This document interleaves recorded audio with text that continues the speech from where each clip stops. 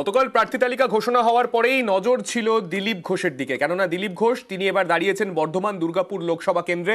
গতকালই তিনি জানিয়েছিলেন তিনি আজকে দোলের দিন শক্তিগড় থেকে প্রচার শুরু করবেন।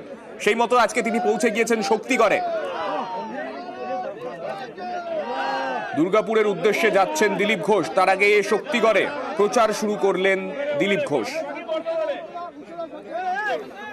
আমাদের সঙ্গে রয়েছেন আমাদের প্রতিনিধি মৈত্রেয়ী। মৈত্রীর কাছে যাব। মৈত্রেয়ী, যে ছবি দেখতে পাচ্ছি দিলীপ ঘোষ, মানে সবাই দুর্গাপুর গেলে বা বর্ধমান গেলে সব থেকে অবভিয়াস স্টপ যেটাকে বলা হয় সেই শক্তিগড়, সেখানে দাঁড়িয়ে তিনি কি প্রচার সারছেন?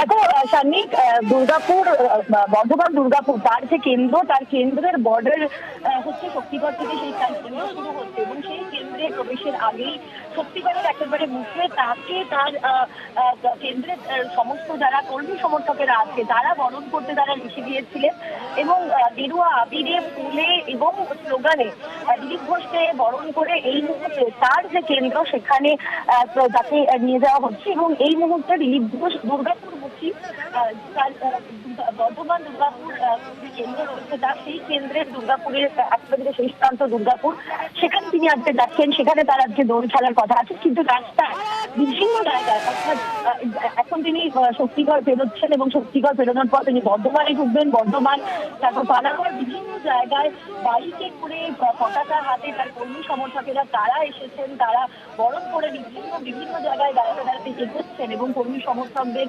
অভ্যর্থনা গ্রহণ করতে করতে এগোচ্ছেন দিলীপ ঘোষ। বেশ,